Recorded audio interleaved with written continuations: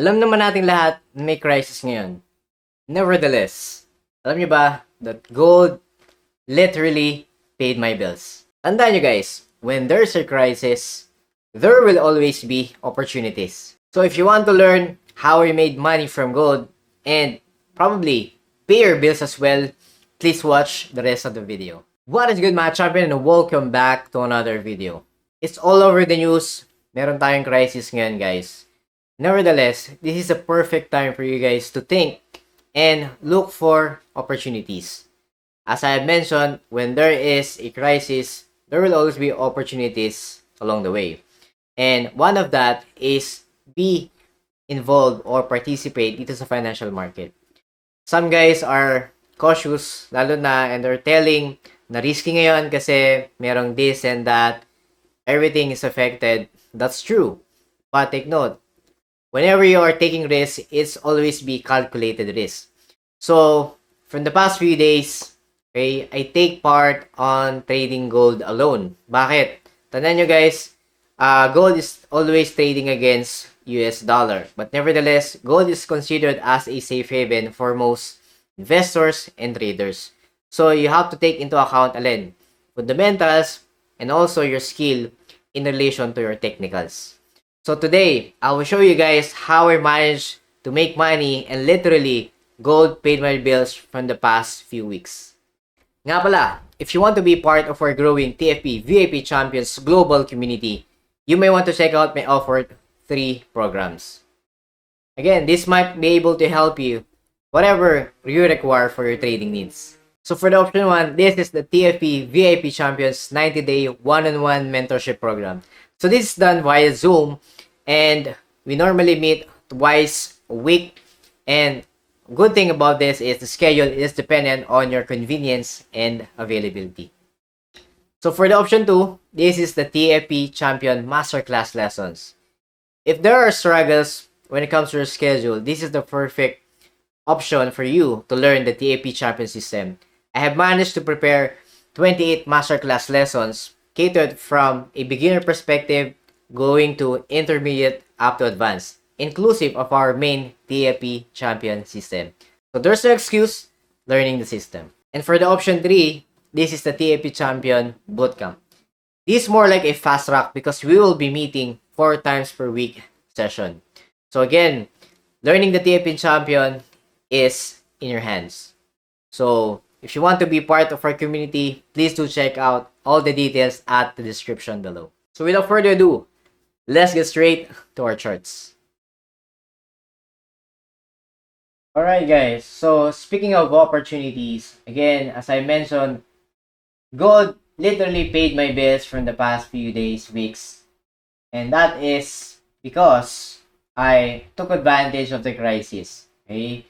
So take note, again, for this gold trade, if you're not yet familiar with the strategy, the free strategy that I'm sharing here in YouTube, right? If you are just still new in this channel, you might want to check out the TFP water system. Again, there's a separate lesson on that. That is a 35 minutes lesson. So feel free to check and study that strategy. And today, I'll show you how I utilize that strategy.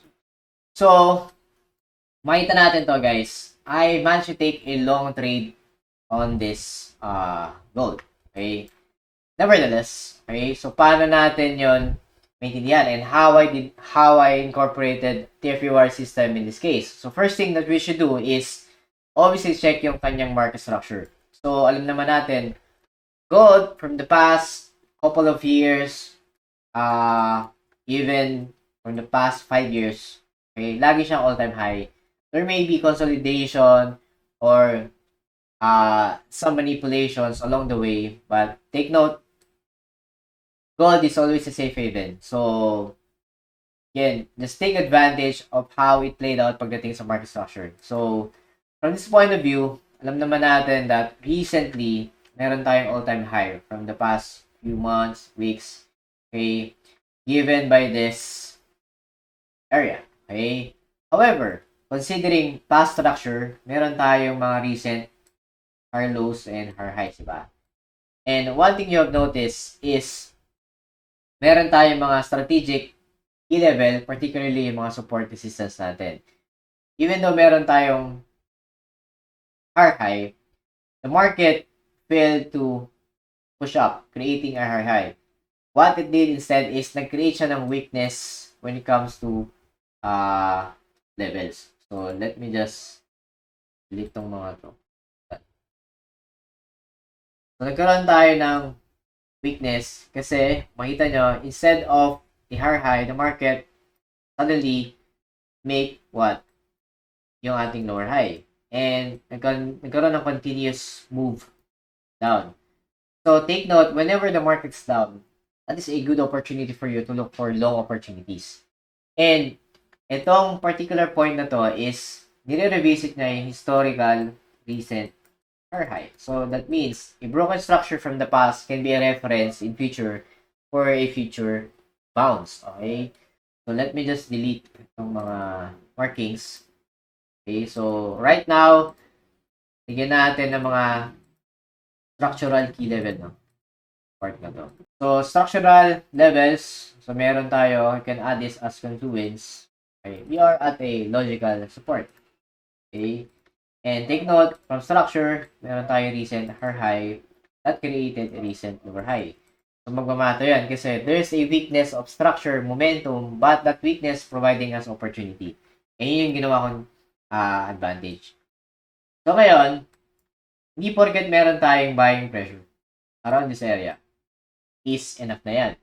Kailangan nating makita na mag-build up yung momentum. So, we have to wait. So, I waited actually a few days para makaset up. Okay, take note na even though nag-scalping ako dito, I always use daily as my base time frame. Okay? Contrary sa ginagawa ng iba or the majority na rekta kayo sa lower time frame. You have to see what's happening sa momentum ng higher time frame so that dala nun yung mangyayari sa lower time frame. So, you can take advantage of the big move.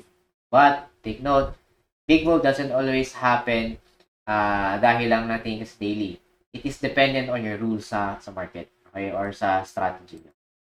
So, from this, naghintay ako ng few days. So, that means, kailangan mag-break muna yung recent candle natin. So, again, meron tayo ditong previous day high and low, di ba? That we need to mark. So, gamit ko lang tong past candle. Nangyari dyan was, nagkaroon siya ng isang bullish candle. So, in-update ko lang naman yun. Okay? So, ito na ngayon nangyari. Dated this as my recent previous day high and low. So, importante na to. That means, even though meron tayong buyers, that doesn't guarantee na tataas yan. So, I have to break above nitong recent daily high. So that, merong build-up ng momentum. So, yun nangyari. Karoon tayo ng close candle above nitong recent daily high. So, ayusin lang natin para somewhat accurate. So, ngayon gagawin ko dito. Should I go straight, take a literal buy? Hindi. So, validate natin yung sa lower time kasi right now, we're just seeing this as one part. Okay? This only means na merong build-up ng momentum. Take note, if you know your candlesticks, alam mo na ano to, selling pressure, di ba? But it did close above ng ating previous high. So, which means, meron nga momentum yung buyers. Okay? Hindi lang siya guaranteed na tataas, and that is why we have to go to lower time frame. Lower time frame, hindi sobrang layo. I checked 4 hours for a day trade setup. So, punta tayo ng 4 hours. Okay. And from here, normally, since gold is being traded on a lower time frame, dito ko na incorporate yung mga additional confluences. So, I'll put trend lines so that I know yung mga limitations ko pagdating sa diagonal levels. Okay? So, makita nyo, meron ako ditong significant level of resistance, di ba? Diagonally. Okay? Meaning, if I were to buy, I may be limited, okay, in this area. Right around here. Okay? So, somewhat dito. Diyan lang yung pwede kong i-buy for time being kasi short term lang naman. So, I do have plenty of space, diba? Ang lawak pa nito. So, makakuha tayo ng mga good setup. And, take note, hindi pa guaranteed na taas yan. So, again, I have to be more precise when it comes to my confluences. So, given that, kailangan mo rin i-check yung mga left side mo if there are significant levels na pwede mo i-consider. So, as of now, horizontally, yan lang importante from your daily support level. Okay? So, ngayon, ano pa pwede kong gawin? Nakita nyo to, based sa rules ng water system, di ba? Kailangan natin ng at least 2 confluence. And that is para makita natin HPT zone. So, for a buying perspective, we have to be above ng horizontal support, and we have to break through itong trend line resistance, as well as possibly above ng trend line support. So, ang sweet spot mo for HPT or high probability trade zone is around here. So, kailangan we must be above at least 2 confluences of levels. Okay, so, given sa scenario natin dito, we have satisfied one condition, di ba? Ano yun? We managed to break through itong trend resistance. So, that's one. Okay. Ngayon, ano yung magiging acting as support? Meron tayo dito, but take note, this is the previous day high, di ba? So, it can be used as what? As a horizontal support, but nevertheless, pwede mo ring magamit, alin? Yung in-between na to na levels. Kasi bakit? Ito yung previous day low mo, di ba? So, it can also be acting as a support. Okay, tandaan yan. So, not always necessary na yung binasag mong previous high or resistance can be acting as support. Pwede mong gamitin yung cheaper level. Okay? So, in this case, I may have to wait for a pullback. Diba? So, mas maganda around here tayo makakuha ng opportunity. So, possibly yung sweet spot natin for a buying logic, okay, must be lower value. Okay, so some of you guys might be buying na dito, pero again, just always have a good spot for a discount. Okay, so I've waited, di ba? Tandaan nyo guys, market and trading alone itself again is 10% execution. Most of the time, normally waiting ang setup dyan. Because I'm always aiming for quality setup tsaka timing. So, ano nangyari ito? Okay, so market tend to move. So, ang daming waiting time, di ba? But again, patience is key. Yun yung pinaka-weakness ng majority. Hence, not all people succeed. Okay? So, may significance to market. Yung nangyari dito in between. So, at least mag-react man siya around this range, di ba? So, hindi naman siya straight line lang. At least this range. Okay? Kasi if I'm going to be precise, as mentioned, pwede kong magamit ito as what? Trend line support, di ba? So, assuming na yon, this will be my sweet spot pagdating sa PT zone. So, around this level. So, anong ginawa ko? Right. So, meron tayong bearish, pero wala tayong any signs of bullish, di ba? So, we want to see at least a buying pressure candle or anything related to buying. So, ngayon, puro siya sell-off, di ba, sa market. This is just reacting to sa previous level. So, it's a pullback lang. So, don't worry na maging bearish siya all the way. Okay. Still bearish, more or less consolidation. Kung makikita nyo, almost same size siya ng wicks. So, normally, it's an indecision candle. And pag indecision, meron ng equal battle between buyers and sellers. So, that's a good idea kasi when there's consolidation, there will always be a breakout. Okay, so yun yung hinihintay natin. Okay, so I can use this as a reference, no? Para lang makita natin yung relevance na ano ba hinihintay natin. Okay? Ito, yan. Ito yung sabi ko, guys. When there is momentum, tataas yan. Normally, it breaks through yung mga previous level mo or candles. And in this case, meron tayong mga indecision and bearish candle na binasag. So, merong volume of buyers in this case. So, importante na to ngayon. So, ngayon, we justify that there is momentum going up. So, dito tayo mag-scale down to a much lower time frame for proper entry. So, this 4 hour is determining my bias in support to daily. Okay, so pwede ko nang dagdagan ng confluence. Kanina, nandito yung trend support ko.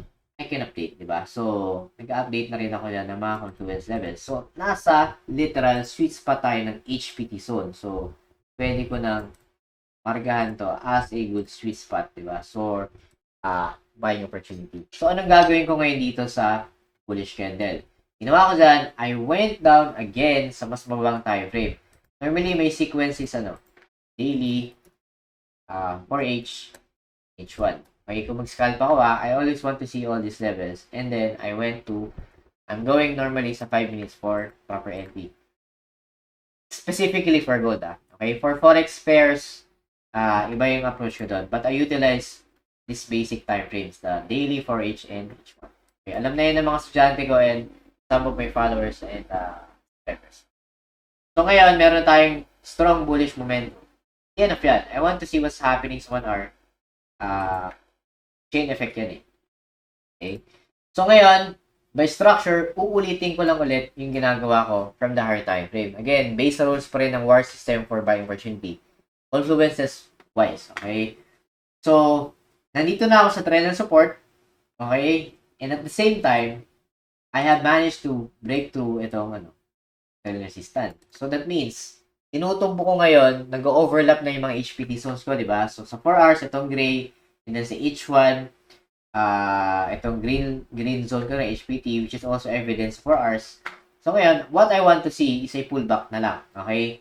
For me to have a good buying opportunity in execution. So, the lower we go sa lower time frame, nagiging mas better yung risk to reward ratio natin. That's the point of this lesson. Is to scale down to a lower time frame using top-down analysis from bigger perspective going down. So, imagine niyo from daily, I can even go to 5 minutes continuously to check yung proper execution. But, it takes time. Okay? That's the process. Right? So, ngayon, kailangan ko lang makita is a pullback around this area, no? Para lang ma-justify natin na talagang pupunta siya. And again, buying is always when market retracts or retraces, giving us a discounted price. So, hinihintay ko talaga yung pullback. Okay, so, patience is key. It takes few hours or even days bago mag-materialize maging setup. Pero again, once tama ka and sinunod mo yung rules mo, papaldo ka talaga. Right? It will literally pay your bills. Okay? And that is what happening dito sa gold. So, ginawa ko dito, okay, around this area, this circle shape, no? Somewhere there, right? So, nakakita tayo ng buying pressure. Okay? So, ang ginawa ko dyan is, tandaan nyo, naging reference of support yung ating, previous 4-hour high, di ba? Support na yan. So, pumunta na ako ngayon ng 5 minutes. So, 5 minutes, okay, huwag kayo ma-confuse sa mga shapes, Okay, alisin ko na ng circle para hindi kayo malito. Okay, so 5 minutes, literally, I will be doing the same. Okay, so pwede na ma-update again ng mga confluences. So, naalala nyo itong 4-hour trend and support, pwede ko i-update yan. Okay? Or kung mas gusto nyo pa precise, dito nyo lang gawin sa 5 minutes. Diba? Okay. Nakita nyo, we are literally at an HPT, high probability reason. Diba? So, ito yung tinutumbok natin. So, normally, ginagawa ko dyan, instant execution or pwede ka mag-buy limit. Okay? Around this level. Kasi, same rules, confluences, KFUR system rules, we have broke through trendline resistance. Nakita nyo, yung ginagawa ko sa daily 4-hour H1, paulit-ulit lang. Diba? I just verifying yung yung kung nasa-satisfies yung rule. So, meron na confluence, tumbok na tumbok, I am at a trendline support. I broke through again. Okay? Trend resistance, and again, I am at horizontal level. Itong horizontal level coming from previous high yan ng H1 and 4. So, nasa tumbok tayo ng high probability trade. So, based sa rules ng bar system. Horizontal, resistance, horizontal, trend and support, yan yung HPT. And normally, I choose this gold for a high volatile market so that it can provide me or generate bigger profit in short term, right? So, naghintay lang ako dito and I just put buy limit around this area, no? So, more discounted price. And take note, stop loss ko, hindi ako conservative. Okay? Calculated naman yan. Okay? Kung since 5 minutes to, I can have a good, diba? Allowance. Okay? Kung gusto nyo mag-trail stop, pwede naman. Okay? Target ko is not for 5 minutes, but I went sa 1 hour. Okay? A good 1:5 risk to reward ratio. If I'm not mistaken, 1:5 yan. Okay? 5K. Around here. 5K. Tama dito. 1:5. Around here. Previous level. Okay? So, bakit dyan? Again, we are at a increasing momentum going up. And based sa rules ng system, na war system, tinutumbok nyo talaga yung mga HPT zones ko. Coming from daily for H1 and going to 5 minutes. I just repeated the process, diba? Makita nyo. So, again, buy limit, meaning pending order. Okay? So, 5 minutes is enough for you to execute. Okay? Yung iba naman, instant execution, okay na yun kasi pasok pa rin naman sa, sa risk to reward ratio. And of course, yung kaya yung stop loss nyo based sa capital. Again, a good amount of capital is required sa gold. Okay? Don't gamble using small account. Okay? Don't flip accounts. That is not the way how pro traders do it. Okay? So, don't just rely on what you see on social media. Observe your proper risk management and good trading psychology. That's a recipe pagdating sa success sa trading. Okay. Yan. So, na-trigger ako dyan. And then, I just let the market run. Do its thing. Okay. Normal. Okay.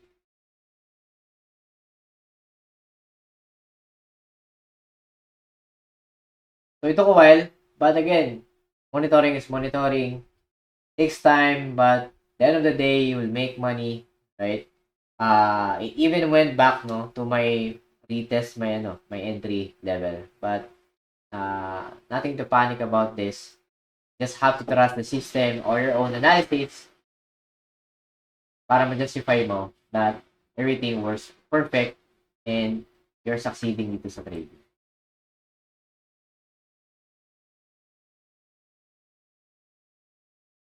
So, monitoring ko yun sa 5 minutes. Actually, sa 1 hour na yan. Okay.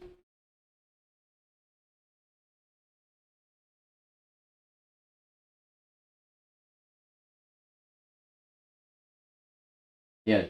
Right? So, I took profit on a 1:5 and that provided me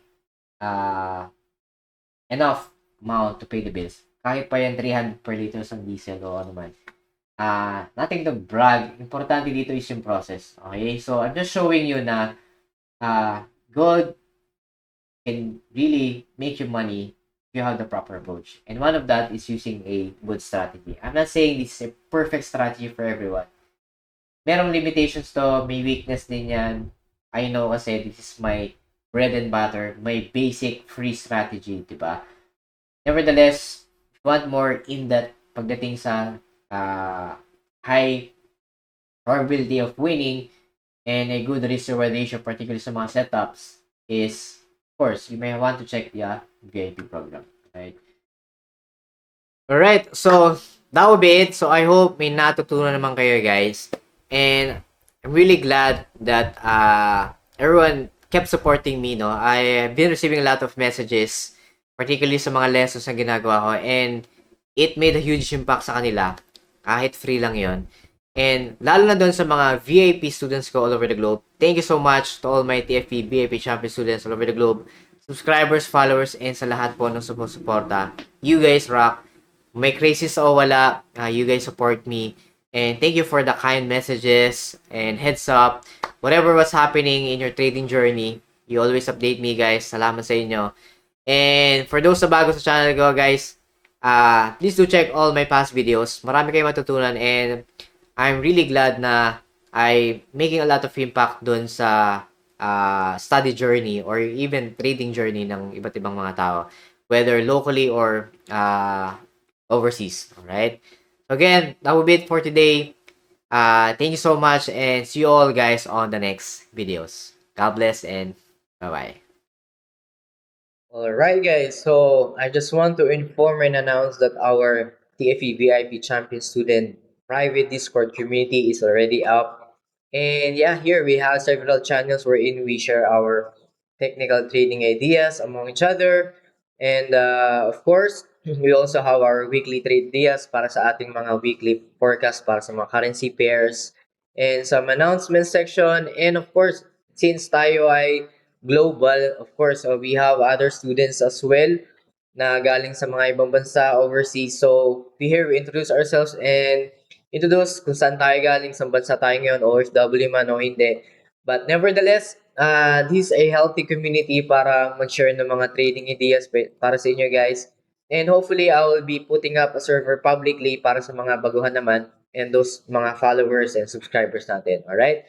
So yeah, this is just a minor announcement and hopefully guys, you can join us and make this community grow lalo na sa ating mga estudyante nag-aaral. Alright guys, so mga baguhan pa lang. But nevertheless, everyone here wants to learn, wants to make profits from the market. But as much as possible, we're all equal in the eyes of the market. Alright guys, so that would be it. So yun lang and thank you very much. Right, bye-bye.